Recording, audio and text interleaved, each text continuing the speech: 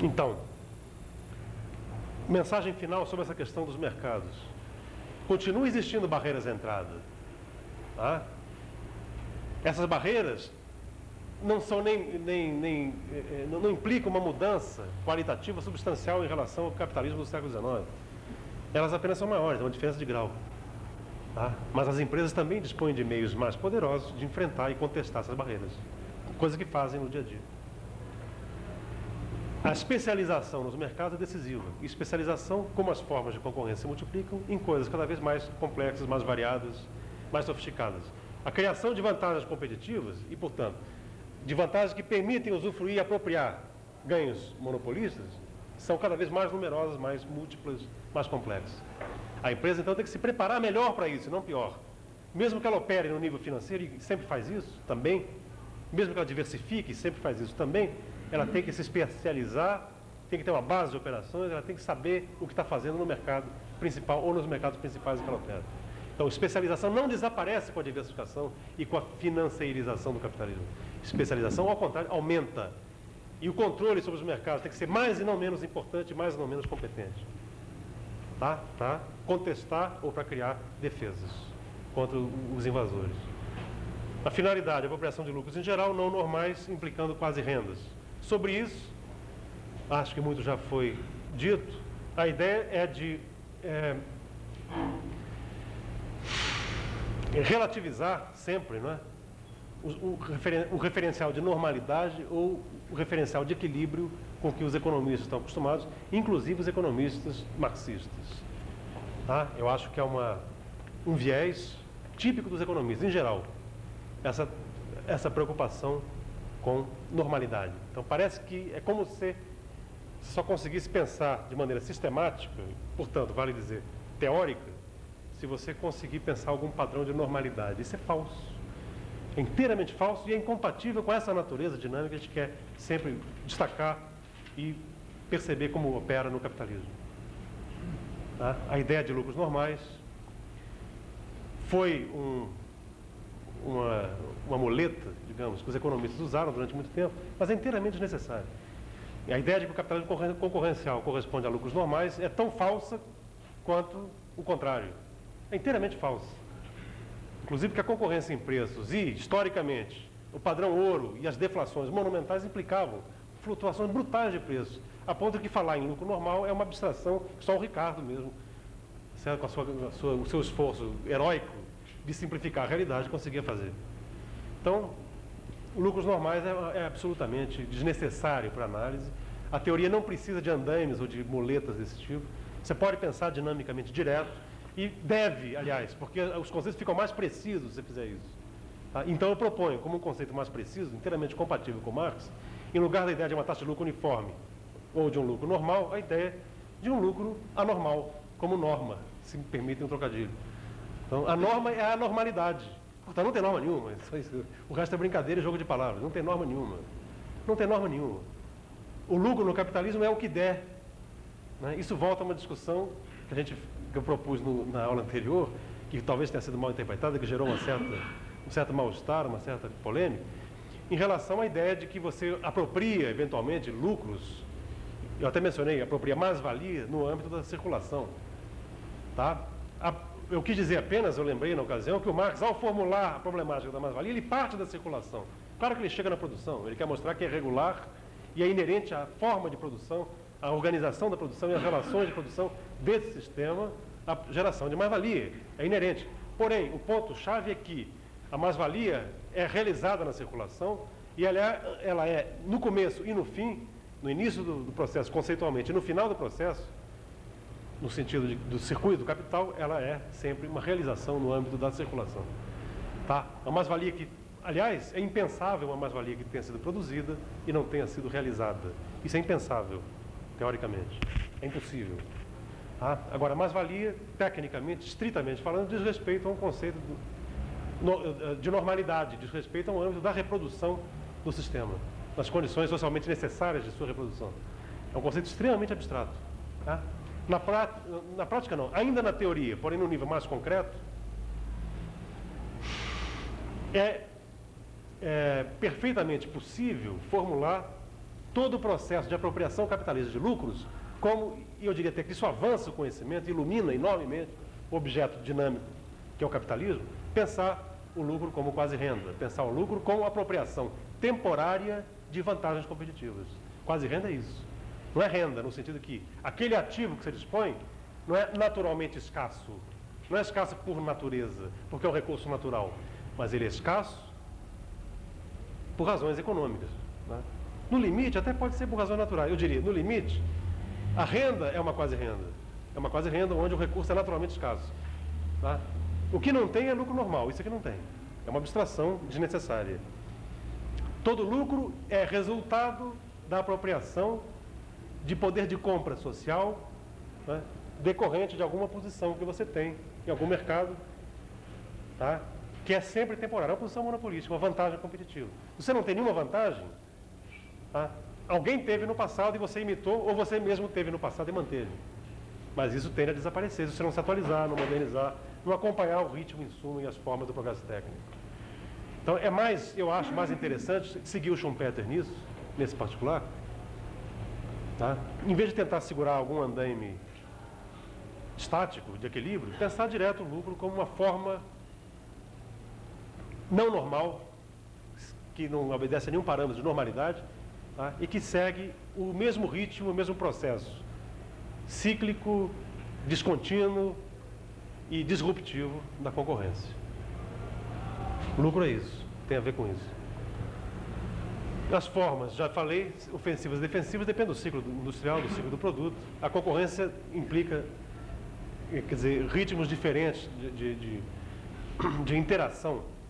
A formação de cartéis, como ficou demonstrado historicamente, é apenas um momento possível e sequer necessário, né, da atuação defensiva das grandes empresas. Defensiva, e às vezes ofensiva também. Tá? Mas quanto mais você se aproxima de situações disruptivas, especialmente nas depressões ou nas recessões prolongadas, os cartéis tendem a problematizar a sua relação.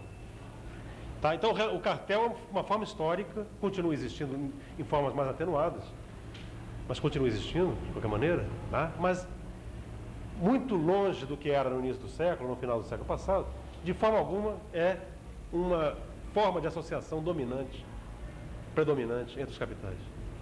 Então, exatamente ilustrando o fato de que é um mecanismo circunstancial de defesa das grandes empresas diante das ameaças da concorrência predatória. E, finalmente, essa coisa que eu coloquei, interação dinâmica entre estrutura e estratégia, é muito menos do que uma dinâmica. Quer dizer, não estou falando de ciclo econômico, não estou falando de tendência de crescimento a longo prazo, não estou falando nem mesmo da instabilidade keynesiana.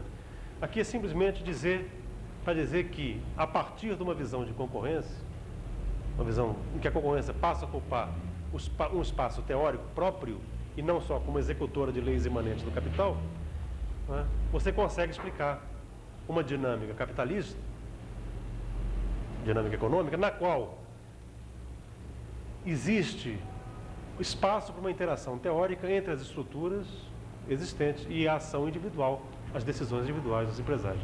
Aliás, o movimento resultante é impensável sem essa interação. Você tem regularidades que definem estrutura, você tem ações individuais constituídas por estratégia, você tem uma interação entre os dois que dá uma dinâmica. A dinâmica não é pensável fora dessa interação. A teoria dinâmica que não requer, como a gente está falando hoje de manhã, que não requer a proposição de estratégias, ou antes disso, de decisões empresariais, são as leis de movimento que o Marx formulou. São leis gerais de movimento, que são as poucas coisas que podem ser definidas e formuladas no âmbito do capital em geral. Tá? Para você formular alguma ideia sobre a dinâmica capitalista, no nível concreto, você vai requerer decisões empresariais. Tem um espaço próprio para a teoria aí. Vocês falam desse movimento do Marx, tem um nível muito incipiente, uma certa relação entre estrutura e estratégia. Você tem uma estratégia de inovar, de produzir um método produtivo melhor, que ser um método produtivo melhor é em comparação com isso. Claro. Claro, sem dúvida tem. E é isso daí que é a base das leis. Sem dúvida, sem dúvida. A lei de desenvolvimento das forças produtivas é baseada inteiramente nisso. Inteiramente. Quer dizer, no fato de que as empresas estão em busca de uma valorização extra, além daquela que a atuação pura e simples no mercado permite.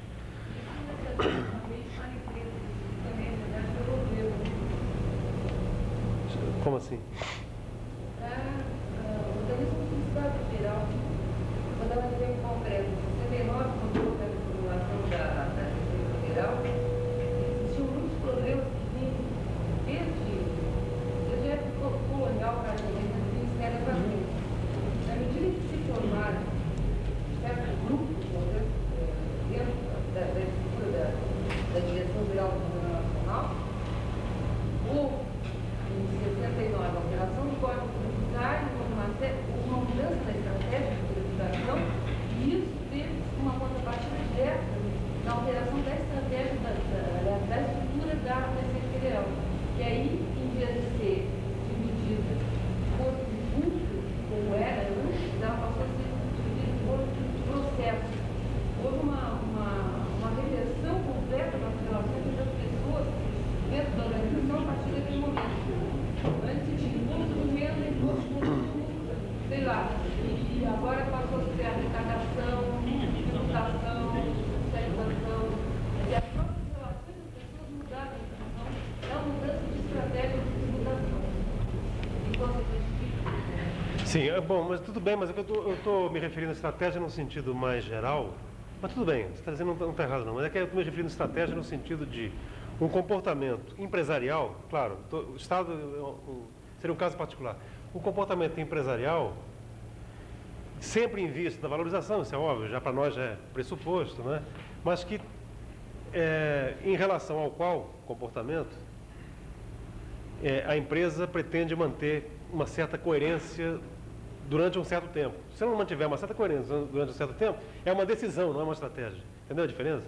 Então, a estratégia, na verdade, é um conjunto de decisões coerentes, que você vai manter ao longo do tempo. Certo?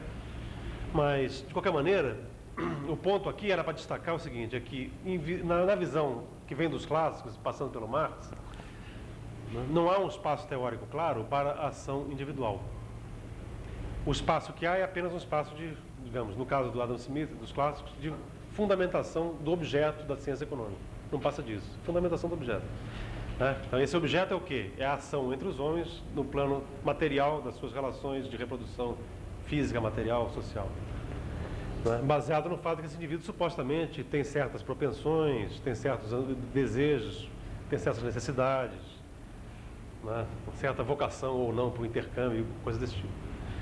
Tá? Mas aqui, a fundamentação na ação individual não é desse tipo, da filosofia moral ou coisa que vai. Tá?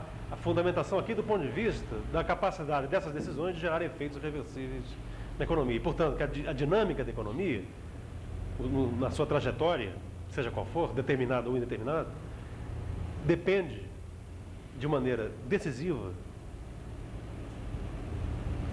das escolhas particulares que os indivíduos façam, os capitalistas, em relação a alternativas que eles têm de aplicação de capital ou outras decisões de produção, de preços, etc.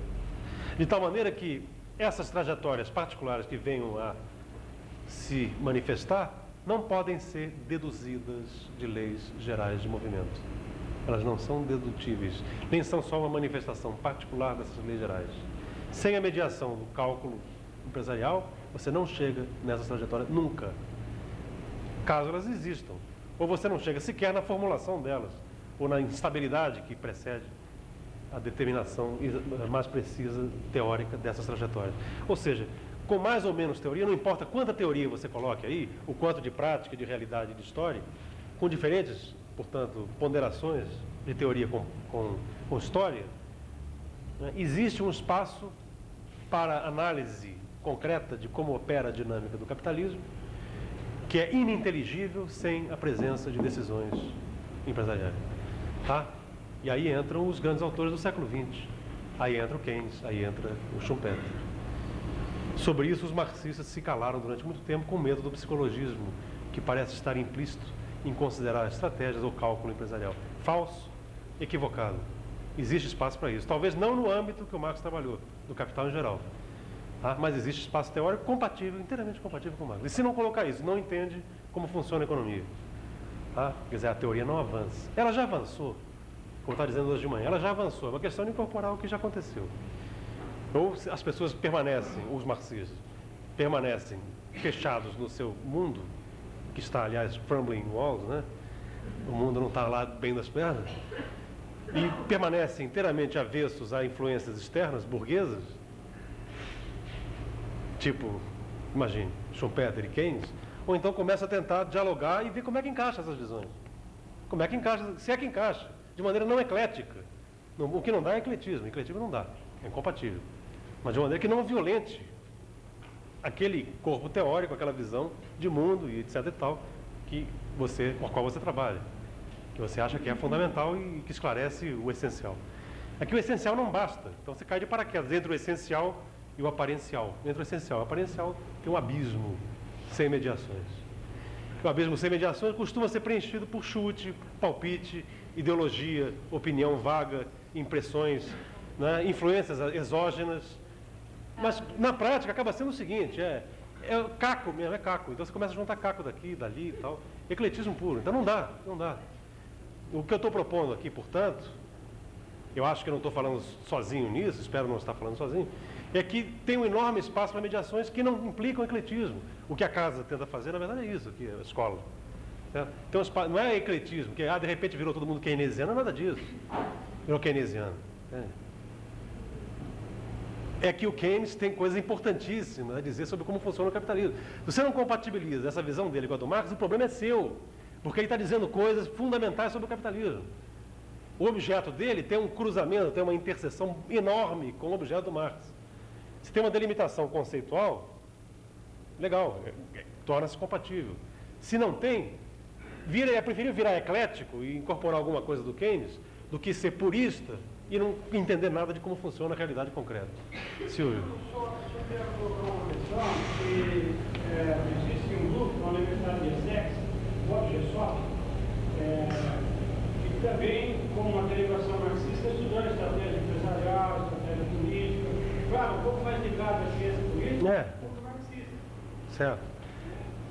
Não, é claro, assim como tem marxistas, não, o Bob Jesse é um cara bom. Agora, tem gente, por exemplo, que tem marxistas que vão, nessa tentativa de buscar pontos de contato e de apoio, né, no debate contemporâneo, vão numa direção, eu já mencionei aqui, vocês já sabem, são os marxistas analíticos, vão numa direção muito complicada, que aí sim é incompatível, não é só ecletismo, é que é incompatível metodologicamente. Essa ideia do individualismo metodológico é totalmente incompatível com Marx. A gente vai discutir isso oportunamente. Estou me referindo a John Elster, particularmente, que é um cara brilhante, aliás. É brilhante, mas essa visão dele do individualismo metodológico é absolutamente incompatível com Marx e é um desastre completo. O livro dele sobre Marx tem coisas muito interessantes, é um desastre desse ponto de vista. A proposta metodológica é um absurdo. Então, quer dizer, não é que os marxistas, muitos, tal, no plano acadêmico, intelectual, não estejam tentando se atualizar e fazer pontes e ligações com outras visões, etc. É que tem que fazer isso direito. Não só sem ecletismo, tá? Mas sem cometer violências metodológicas desse tipo. Certo? Bom, vamos concluir então as controvérsias, né? Controvérsias. Primeiro, a questão da periodização, capitalismo concorrencial versus monopolista. Tem alguma coisa escrita sobre isso no meu texto, no capítulo 4 do livro? Isso foi escrito há muito tempo atrás, há 10 anos atrás, quando eu fiz a tese. Mas eu não sei se eu teria muito a acrescentar, talvez não tenha nada muito significativo a acrescentar. Eu apenas acho que, se você quer fazer uma periodização, e eu não acho que ela esteja errada, fica difícil fazer essa periodização em cima de hipóteses a respeito de mobilidade. O meu ponto é só esse. Quer dizer, alguma distinção entre capitalismo concorrencial e capitalismo monopolista pode ser feita, eu acho, pode ser consistente teoricamente, etc. Agora, dificilmente ela vai ter consistência se ela for fundada na ideia de mobilidade, em que você tem, supostamente, uma tendência à autorregulação via uniformização das taxas de lucro, no capitalismo concorrencial e uma tendência à desigualação das taxas de lucro no capitalismo monopolista, que requereria, por esse motivo, algum tipo de intervenção ou de mediação estatal. É esse ponto de vista que eu me ponho em desacordo. Entre outros, mas esse aí especialmente. Tá? Eu acho que você pode sustentar essa periodização, se quiser, realmente eu acho que não é necessário, mas se quiser você pode sustentar em cima de outros aspectos.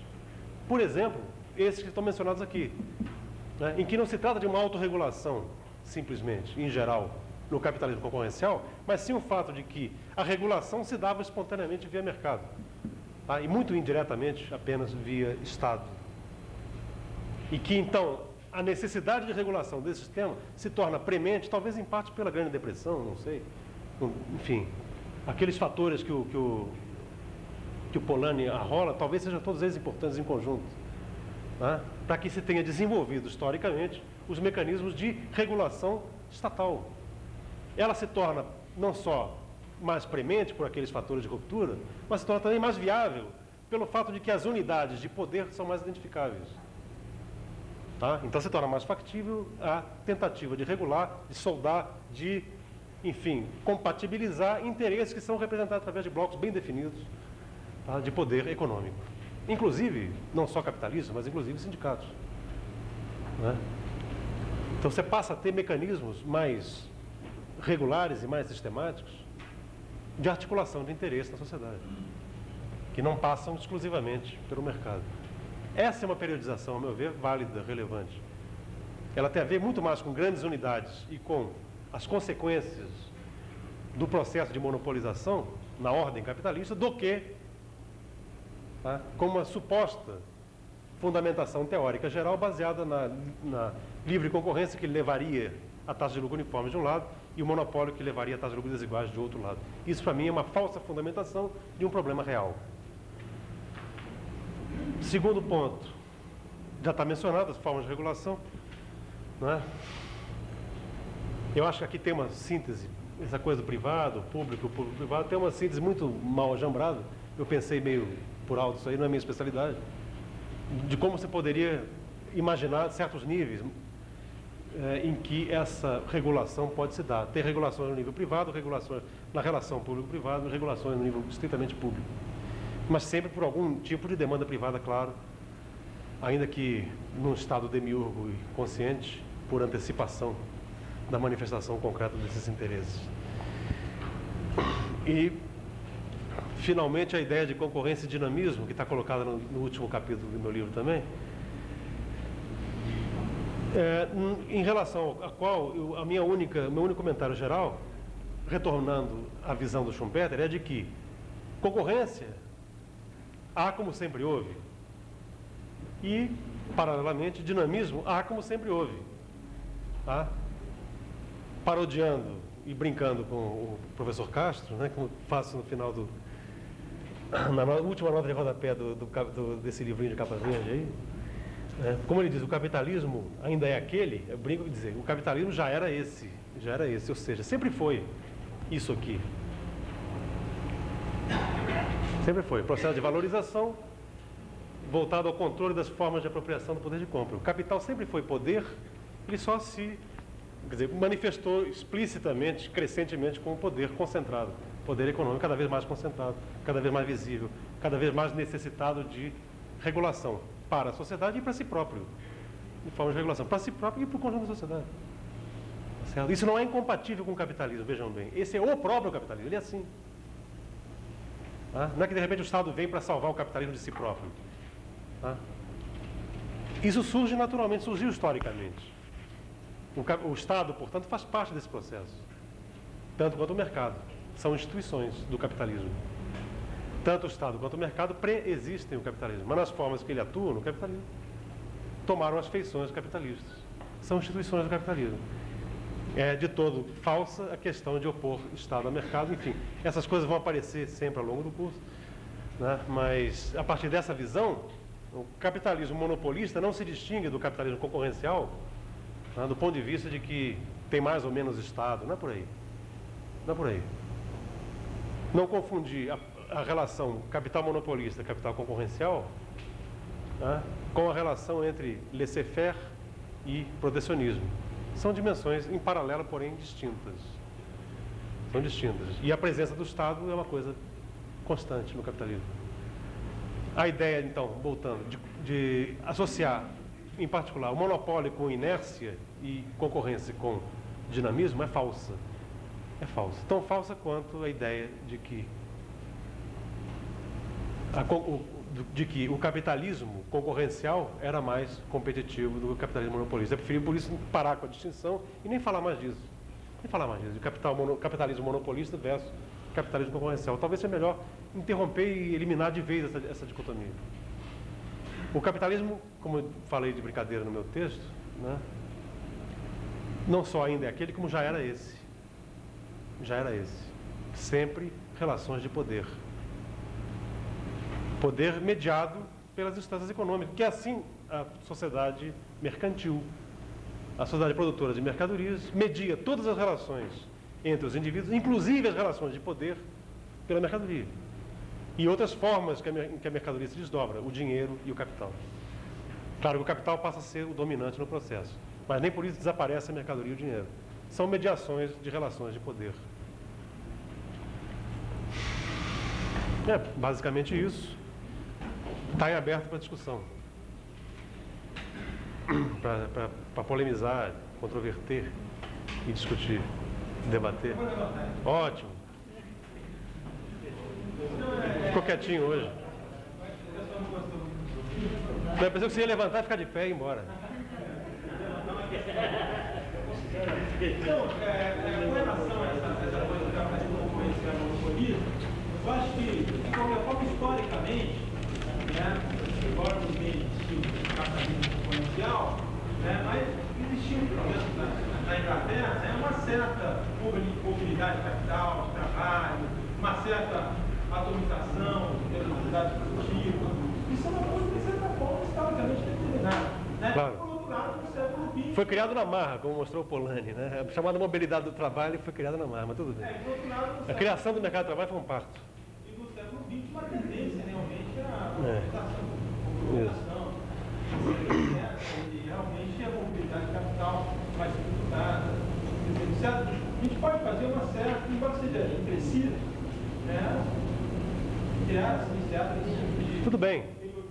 Entendido como uma coisa imprecisa, sobre a qual você não vai conseguir fundar, entendeu, grandes explicações alternativas sobre a dinâmica do capitalismo, isto dado, isto posto, não tem nada contra, tudo bem. Aumenta um pouquinho mais a descrição, o grau de abrangência da tua descrição do processo histórico. Mas não vai muito além disso.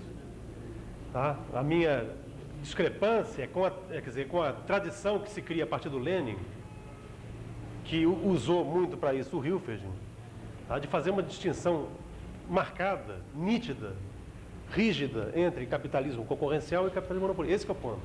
A minha divergência é essa. Porque isso não esclarece, confunde. Isso confunde. Você vai tentar depois racionalizar a posteriori. Dado que tem que ter essa distinção, você começa a tentar racionalizar de porquê, como fundar. Na verdade, não consegue. O capitalismo já era esse. Você não consegue fundar em nenhum nível. No nível mais fundamental da lógica do capital, não consegue. Porque capital é isso aqui, é poder. Então, ele passa a ser mais poder do que era? Não. É que esse poder passa a ser mais explícito, mais concentrado, é outra coisa. É uma diferença significativa? É sim, mas é de grau, de novo. É uma diferença de grau. Você vai fundar o que exatamente nisso? É que precisa de regulação? Sempre precisou. O capitalismo concorrencial se autorregulava, mas como? Crises monumentais. Aí tem que ver o padrão internacional, o padrão ouro sob hegemonia inglesa, que conseguia regular minimamente o sistema. Mas são formas muito particulares de regulação que tem que entender internacionalmente. Tá? Não é a formação de uma taxa de lucro uniforme que regulava. Não é por aí. Então, a fundamentação teórica dessa ideia de autorregulação e a própria ideia de autorregulação são altamente questionáveis. O capitalismo sempre foi, desde o começo, um sistema que se move por sua própria conta, no sentido de que tem uma lógica própria, o capital, né? De movimento, que não tem nenhuma determinação social, não tem nenhum planejamento, não tem nenhuma organização consciente desse processo. Então, a força cega e autorreferenciada. Tá? Então, nesse sentido, sempre foi. O capitalismo é assim, sempre. E é destrutivo, é crítico, gera crises, é disruptivo, a concorrência sempre funcionou, continua funcionando. Você gera progresso técnico, gera mudanças institucionais, gera mudança social. O que mudou substancialmente?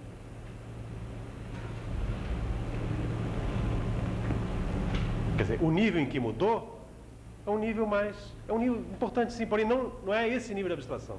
São níveis histórico-concretos. Tá? O que mudou são coisas histórico-concretas importantíssimas, porém no nível mais concreto de análise.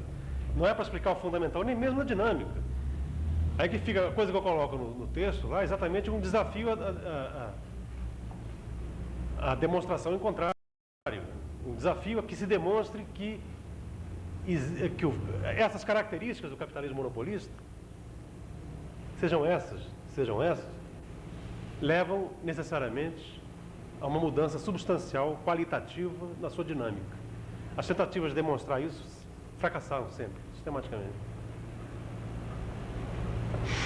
E como diz o Schumpeter, a empresa, você acha que a grande empresa é menos dinâmica? Por quê? Ela não introduz mudanças técnicas? Ela valoriza os seus ativos de maneira racional e capitalista. Como ela é muito racional, ela dilui risco. No sentido financeiro, dilui risco. Evita riscos que talvez uma pequena empresa que não tem uma lógica capitalista tão marcada resolva se aventurar. Bom, mas aí o que der certo, ela compra, por exemplo. O que não deu certo, deixa quebrar. O que tem de não capitalista nessa lógica de cautela e de aversão a risco? Entende? E por aí vai. O Schumpeter dá um exemplo muito interessante sobre isso. Ele lembra que numa economia socialista, por exemplo, você tem que ter critérios também, né, para sucatear e tornar obsoleta uma certa técnica, está materializada em ativos fixos, pelo simples fato de ter surgido uma outra alternativa mais eficiente. Você vai substituir uma técnica só porque tem uma outra mais eficiente, ou você vai fazer um cálculo econômico, mesmo na sociedade socialista, para ver se vale a pena sucatear aquele capital que é um capital social que está aplicado naqueles equipamentos, entendeu? Então, tem que ir com calma nesse assunto. O cálculo racional capitalista não é necessariamente antissocial. Não é, até prova em conta, não é necessariamente antissocial, assim como não é necessariamente social. Ele é privado. Mas o fato de ser privado não o coloca de plano, num nível abstrato, geral, como antissocial, entendeu? O privado não é em si mesmo um antissocial, assim como ele não é o melhor dos mundos, necessariamente. Então essas mediações são extremamente complexas e não dá para fazer em geral. Não dá para dizer que o capitalismo monopolista é mais isso ou mais aquilo. O capitalismo atual, porque tem grandes empresas, é o quê? É mais inerte, vai mais devagar. Diz o Schumpeter, é trustificado e trustificado é uma descrição, não é uma categoria de análise. E que é o progresso técnico, diz ele, que está sempre preocupado com isso, né, é administrado, endogeneizado, burocratizado. Ok, isso significa alguma coisa? Qual é a conclusão disso? É só olhar em volta. Continua aí os ciclos tecnológicos, continua o surto de inovações enorme, fantástico. A capacidade, o fôlego inovativo desse sistema é fantástico. A grande empresa atrapalhou isso, atrapalha nada. Quando não sai na frente, quando não é first comer, é second comer. Espera alguém na frente, compra e vai. Quando a coisa está, digamos, num nível já bastante satisfatório, já dá retorno econômico, etc., elas entram. Então não tem tal coisa como uma distinção marcada entre uma lógica concorrencial e uma lógica monopolista. São todos aspectos diferentes e simultâneos, inclusive, não são etapas sequer, são lógicas simultâneas, certo? Às vezes mais ofensivas, às vezes mais defensivas, certo? Da concorrência, em busca de valorização.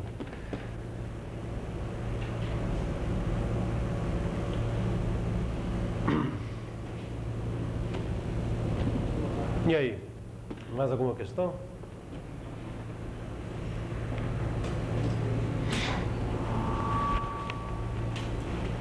Tudo bem?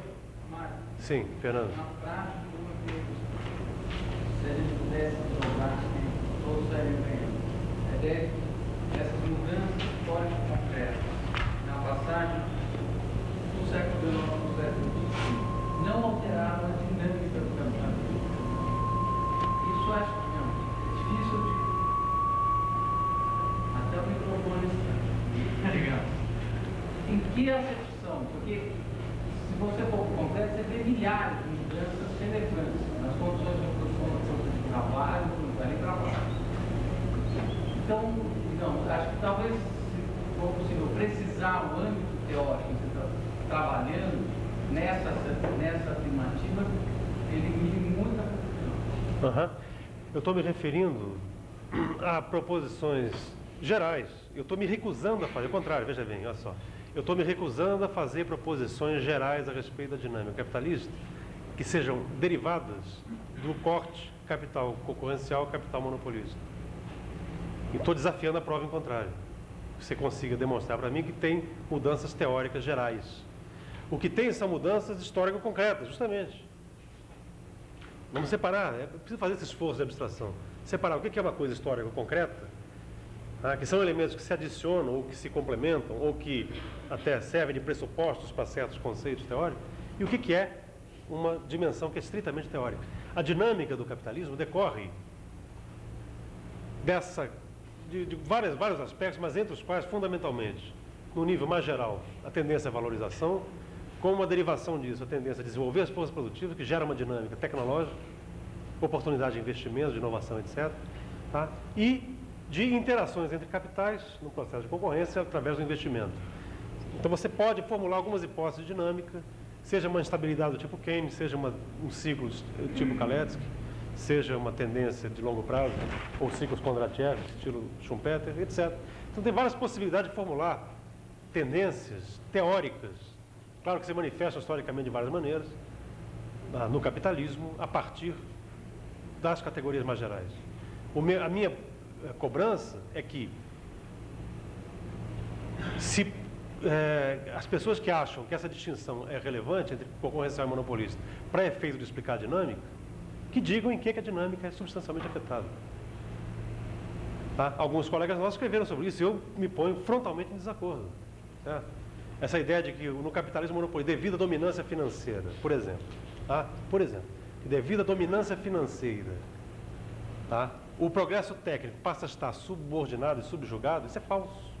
É falso por razões que eu já coloquei. Então, continuo desafiando a prova em contrário. Essa hipótese é falsa. É falsa teoricamente, não vou nem constatar, porque constatar isso empiricamente é covardia. Se no tempo que eu escrevi a tese já era um pouco, agora então nem se fala, com a difusão das mudanças tecnológicas brutais que houve, e nenhuma crise catastrófica no âmbito financeiro. Certo? Tem nenhuma crise catastrófica. Os países não conseguem coordenar suas políticas macroeconômicas, realmente não conseguem, mas dentro de alguma variância, a instabilidade tem se mantido razoavelmente controlável. Eu não estou teorizando sobre isso, ao contrário, eu acho que isso é extremamente complicado. Isso não decorre de leis gerais. Não decorre de leis gerais, tem que ter mediações. E, no caso aí, mediações muito concretas, que talvez não sejam nem teóricas, não são sistematizáveis no nível teórico. É ao contrário, eu estou me recusando e não aceitando expressamente formulações gerais que associem o surgimento do grande capital monopolista a mudanças substanciais na dinâmica capitalista. Não há nenhuma evidência teórica e concreta disso. Esse é o meu ponto. Percebeu? Então não tem que provar nada, ao contrário. O ônus da prova cabe a quem acha que tem. Então achou que tem, prova. Porque não tem, em princípio. A dominância financeira, que está mencionada aqui, é uma coisa importante. Ela não é central para alterar a dinâmica do capitalismo.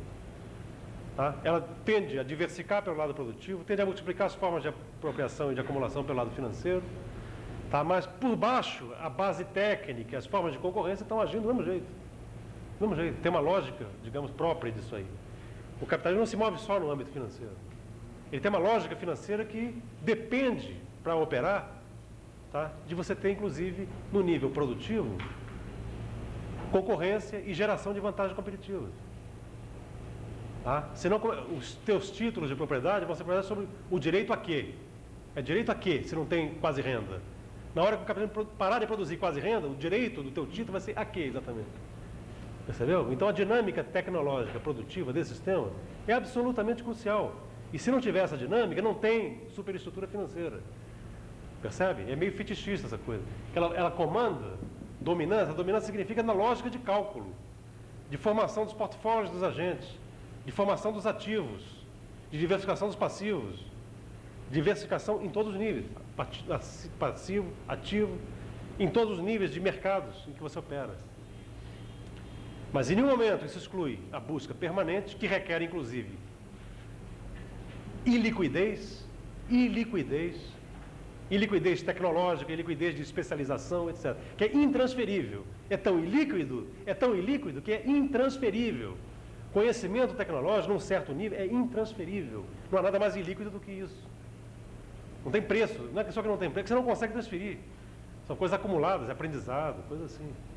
É domínio tecnológico. Tem coisas que são culturais, são de um certo país, uma certa forma de organização da sociedade. Alguém consegue imitar o Japão? Não consegue. São décadas de uma certa forma de trabalhar que deu certo. Enquanto existir isso, o capitalismo vai conseguir acumular também no nível financeiro. Vocês acham que ele poderia acumular no nível financeiro se não houvesse um nível concorrencial produtivo que gera vantagem competitiva? Isso é impensável, o capitalismo não funciona dessa forma. No momento que ele deixasse de funcionar como um sistema produtivo, ele deixaria de ser capitalismo. Aliás, ele seria substituído por alguma outra forma de organização social. Porque a sociedade tem que se reproduzir e tem que gerar progresso. Até prova em contrário. Pode ser progresso de crescimento zero, um progressozinho ali. Mas algum progresso tem que ser gerado. Ninguém vai substituir esse sistema por um sistema que gera retrocesso. Isso duvido. Fala quem chamou. Gentil. Mário, eu acho que esse tema da periodização, ele é muito importante para dar agora aqui no finalzinho de aula. Ele aparece, ele recorda todas as análises da Unicamp aqui e outras análises da Unicamp brasileira. Eu sempre tive muito problema com esse tipo de análise. Eu também. Confunde muito. Eu também. E a gente nunca tem tempo para dedicar esse tema importante. Então eu procuraria que esse tema aí voltasse, não sei aonde, quando, com mais espaço, né? Porque aqui está sendo muito... Não tem tempo para debater aqui agora. Eu acho muito importante esse tema aí. Não sei como, aonde, que voltasse a toda aqui na nossa discussão. Às vezes com maior preparo, maior leitura, né? Eu acho que talvez fosse até interessante, para não ficar monopólios parciais aqui, não ficar um oligopólio, aproveitar talvez a presença da Conceição, não sei, de outras pessoas. Porque senão eu dou a minha opinião, ela dá a dela, o Alonso dá a dele, o João Manuel, sei lá, cada um tem a sua opinião. A gente não é obrigado a ter a mesma opinião, seguramente não tem. Seguramente não tem. Essa opinião que eu estou passando aqui não é a mesma dos meus colegas, seguramente. Não é a do Braga, por exemplo. Não é mesmo. Se é ou não da Conceição, não é exatamente, seguramente, não é exatamente da Conceição. Mas também não sei até que ponto é, não é só discutindo com ela. É que o uso que se faz da leitura, digamos, desse recorte, em todas as outras áreas de trabalho, é muito grande, né? E eu acho que gera muitas confusões, né? Eu gostaria que fosse trabalhar com profundidade esse tema. Ok, vamos propor o negócio seguinte, quer ver? Ó, semana que vem tem a aula do Beluso, depois tem uma aula da Conceição que é introdutória do terceiro bloco, né, que é sobre o capitalismo do século XX, o capitalismo americano, etc. E para a qual, para Gáudio geral, não há leitura prévia exigida. Certo? E aí as pessoas finalmente... Aí o Fernão finalmente vai conseguir entregar as fichas dele. Tá certo? Aí todo mundo vai ficar em dia e eu vou vir com outra prova. Sim, mas aí vocês vão ter tido tempo para preparar. Aí a prova vai ser depois. Não, mas peraí. Olha só, eu vou fazer uma proposta. Eu acho que vai ser legal. É o seguinte, como não tem leitura prévia, o período da manhã fica vago. Olha só, ele está vago. E a Conceição propôs, eu estou aproveitando, pegando carona, ela propôs de vir aqui nesse dia, que vai ser o dia 6 de maio. Tá? Ela propôs de vir nesse dia, de manhã, e começar a discussão aqui de manhã. Tá? Ela faria aquela discussão que ela ficou devendo, e a gente aproveitaria e recolocaria essas discussões de hoje também. O que vocês acham? Não, boa? Aí faz logo uma limpada geral nesse segundo bloco. Pega todas as questões pendentes do segundo bloco e discute. Dia 6, então, de manhã. Ok? Tá bom.